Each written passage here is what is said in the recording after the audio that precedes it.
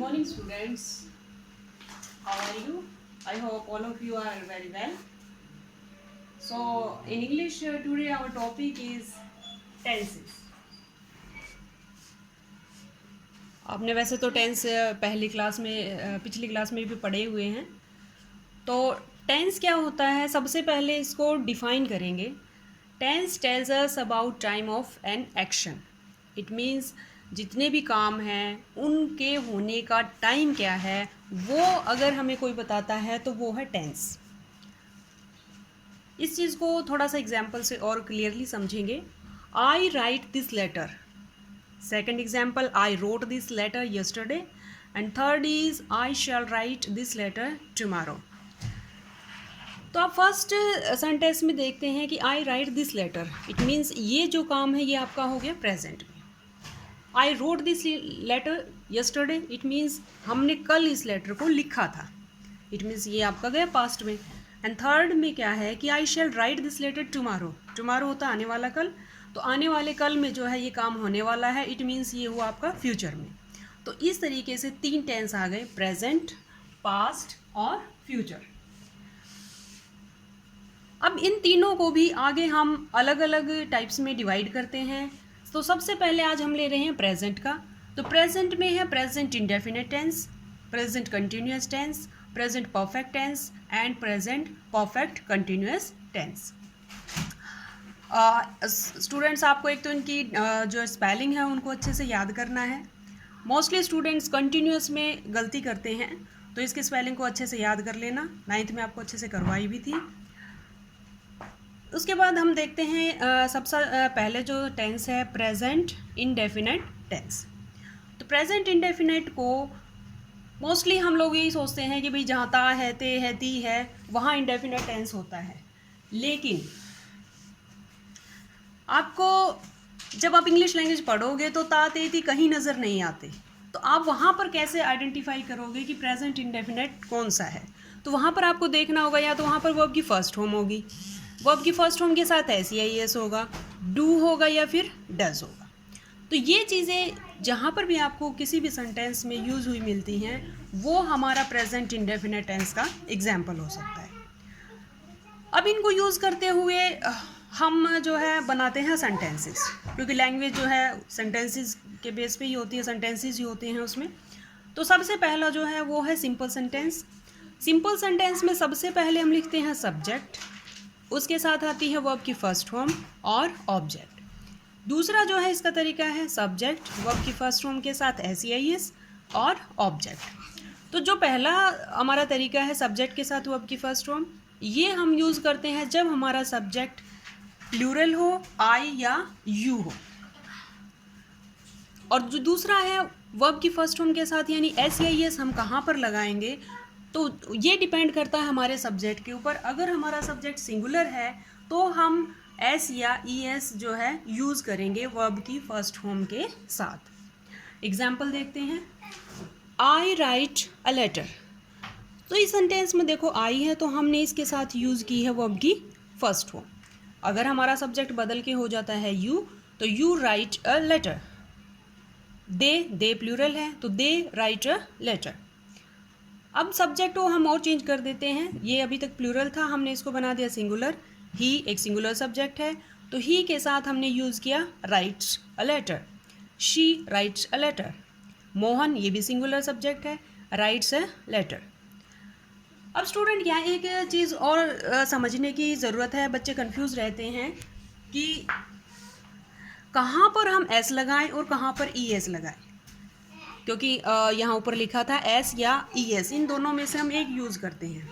तो कहाँ पर S लगाएं और कहाँ पर ES, इसके लिए आपने छोटी क्लासेस में सिंगुलर से प्लूरल बनाने के लिए कुछ रूल्स याद किए थे. जैसे हम मैंगो को प्लूरल बनाते थे तो MANGO इसका प्लूरल फॉर्म होती थी MANGOES.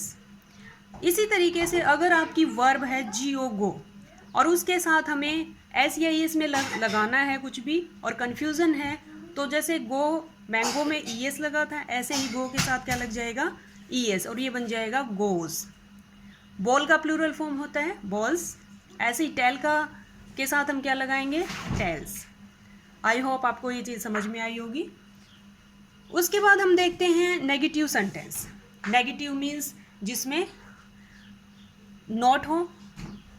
तो इसके लिए सबसे पहले हम सब्जेक्ट यूज़ करेंगे, फिर हमारी जो हेल्पिंग वर्ब है डू और डज, उसके बाद नॉट, और फिर वर्ब की फर्स्ट फॉर्म और ऑब्जेक्ट और फुल स्टॉप।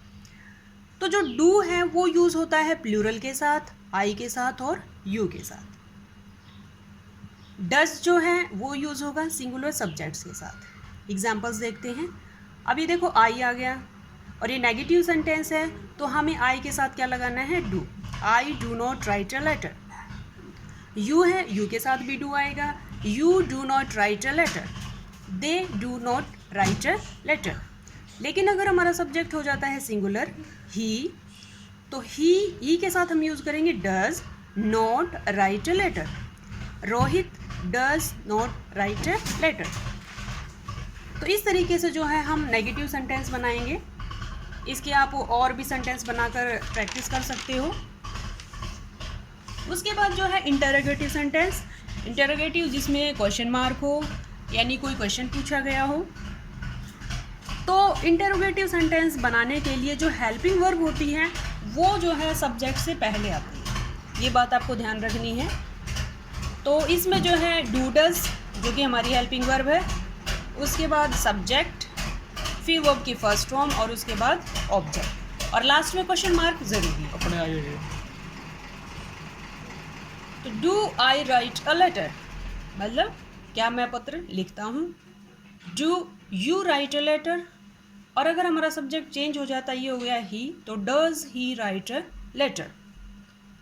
उसके बाद नेगेटिव इंटेरोगेटिव, इंटेरोगेटिव की तरह है, इसमें आपको सिर्फ सब्जेक्ट के बाद जो है नोट लगाना है।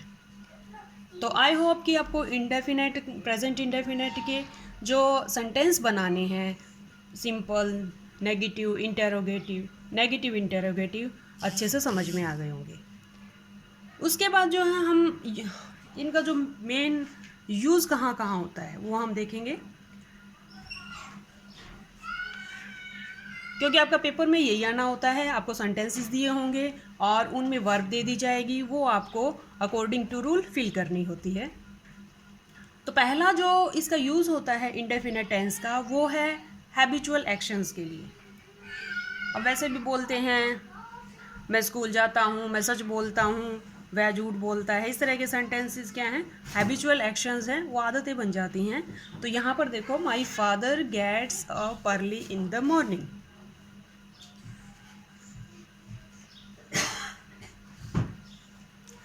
तो माई फादर क्या है, सुबह जल्दी उठने की उनकी आदत है। तो ये जो गेट है, इसके साथ सिंगुलर सब्जेक्ट है माई फादर, इसलिए हमने एस लगा दिया।